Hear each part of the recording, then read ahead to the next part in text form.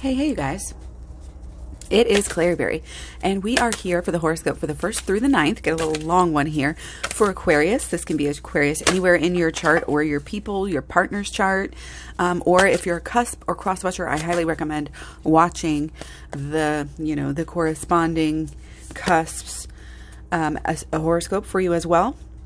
Your dreams need a practical plan. I love how this keeps coming up. We're not in Taurus season, but we are in Capricorn season, and Capricorn is very much equally practical. And we are looking at the new year. Okay, so everybody's into, setting these goals, starting out strong. Let's see what our energy is going to be here for Aquarius. So on the 1st, we have Sun trine Uranus, excuse me. So there is, so this is good. I love this. There's some good productive energy and also exceptionally good results on the 1st here. This is in your 1st house. So it's all about you. It's all about what you want, all about what you're doing, your personal goals, and again, kind of how you want to put yourself forth, how you want to come across to the world. Okay. So again, you might be having some great, sudden things happening, exciting, good stuff, good results there. So the 1st is also the start of Mercury in Aquarius. So this will be, of course, in your 1st house. So again, all about you. There's a lot of, almost success that you can find that you can build up to and have during these next few weeks with some really almost like forward focused thoughts about yourself, really being able to kind of reinvent yourself after, we all have ebbs and flows in life, and, there's up and there's down and there's up and there's down. And it's like, we might've had a little bit of a down or even just like learning opportunities in general. And now we're changing ourselves. It's like, ta-da, it's a new us. And we're going to find, I think, again, success in this new us. So we're going to have new thoughts about ourselves, we're going to learn new things about ourselves again, and who we want to portray ourselves as. Okay. So you might be learning things and having new thoughts about, about kind of, again, this performance, this with your look, what people see when they first glance at you. And it doesn't have to just all be about the looks. Again, it's more like your attitude and who you are, what you're doing, because that's also what people see. They don't just see, the outer you. But again, how you treat yourself, it all adds up. It's all that energy of putting yourself forward, into the physical world here. So again, you might be changing up and having some new ideas in regards to your look or your attitude, in regards to learning that you're doing, and even communications with other people. Sometimes you can learn some about yourself by what other people, tell you about yourself. So on the 2nd, we have the new moon in Capricorn in your 1st house as well. So again, it's kind of all about us, and it's like you have kind of this bold new intention that is wanting to be set. Okay. Has a lot to do, with long-term goals.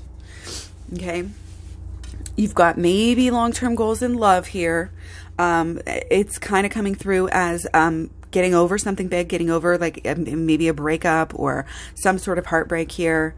This getting through what you've been through and what you're going through obviously is only, has only and will only make you even stronger. But you've got to kind of sink into this strength, and we've got to I'm really recommending the shadow work here for sure, because this is going to block your intentions for the new year if you don't take care of some of this stuff properly. Okay. It's going to get in the way. Some of these old thoughts, beliefs, expectations, and feelings are, they absolutely have the ability to block us and our goals and our intentions. And we cannot do that. We cannot do that anymore. We've had enough of that. It's like, yes, we're strong, but that doesn't mean we don't need to go back inside of ourselves and heal, the inner turmoil. Again, a lot of times it's just thoughts that we come to and defense mechanisms that we come to out of trauma in our lives. We don't properly file things away. And so they're still healing. That's old. See how it's been tried to be fixed? It's been tried to be fixed, but we didn't fix it properly. You're going to be even stronger when you deal with this. Okay, so there's a little bit of shadow work and inner child healing coming through that I would prefer that you do as soon as possible before the new moon in Capricorn. Okay, you can have a lot of success with letting some of these thoughts go. That is where your success is coming from. That is where your creativity, and that is where any positive energy into the next month, into this month of January, is going to come from. We have got to deeply change your thoughts, beliefs, and expectations. Okay, we need a whole new set of thoughts. Again, holistic law of attraction. Check it out. Playlist here on YouTube. It takes the normal law of attraction energy that everybody talks about, everybody knows about, and they usually try and then forget about because like, oh, maybe it works a little bit and then it just doesn't work anymore. And that's because it's not the holistic side of it. So deeper understandings, deeper musings, lessons on that. But yeah, we've got places to go. We've got things to do. We've got, again, it's almost like you've got underlying goals here that you need to uncover, that you need to, some of these beliefs about what's going to happen and what always happens and what, the shadows of the past, we can't let them really tinge our future. And you may not even realize that you're doing that. Again, because we're so strong, sometimes we just bury stuff. There's inner child healing, absolutely, that needs to happen. And there's a lot of success with it. So that's all I'm going to say on there. So let's see. So the 5th, we have Venus sextile Neptune. There's a lot of creative energy. There's some good ideas swirling. And again, there's like this practical action that you can take. And I'm hoping this is continued shadow work. And also this is the part of the inner child healing where you start to really treat yourself properly. You start to feed yourself, like a child, like not letting yourself get too hungry, giving yourself nutritious foods, making sure you drink your water, and making sure you have a nap, and making sure, you have things that please your soul, toys and fun things to do.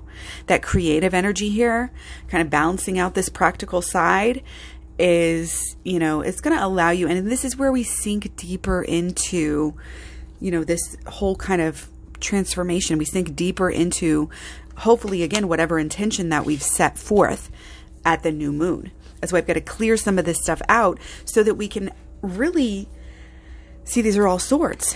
We're clearing out the old negative thoughts, beliefs, and expectations so that we can properly set the new ones. It's very key. So hopefully, again, we've set those new intentions, and what we're doing is getting creative new ideas. And it's kind of this learn as you go, change as you grow. You're getting new ideas over the course of these days as these days pass. It's like you're almost like convincing yourself, wow, I really can do this. Wow, I'm finding the universe is working with me and my goals that I set. Okay, but if you don't set those goals, it's going to be a lot more difficult. Things are going to be frazzled. You're not going to, know what to focus on and have that intention. It's like idle hands. We don't want the idle hands. It's the devil's work, blah, blah, blah. So that's what this means. We stay focused on things every month. We use the moon energy and realize our divinity and that we can manifest big things. Okay? So I feel like this practical plan, you have the dreams, there's the disconnect. But again, if you do some of the work, then you'll start to realize that it is more practical. Your dreams are more practical than you even realized. Some of them. Okay. So on the 8th, we have Sun conjunct Venus. This is honestly more action. This is more action than ever. This is almost like a rededication. You're so passionate. You don't care.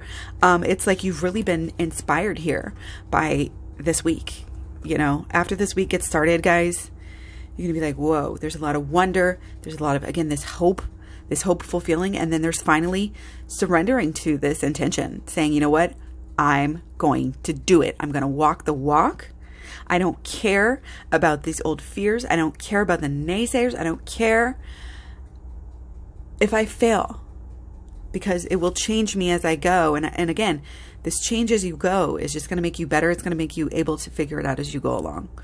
Okay, so this is that time of the month waning, going into the new and beyond moon.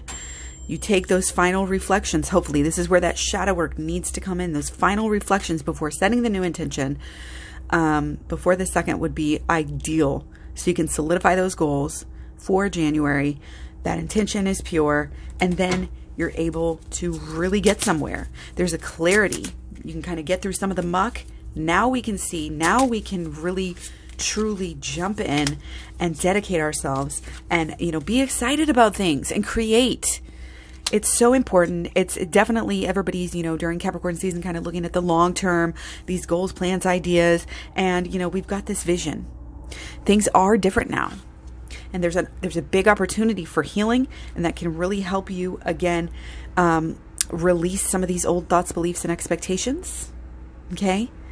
So that you can uncover a new you. And that's what I'm going to leave it on, guys. Much love, many blessings. Take care. Talk to you soon. Bye.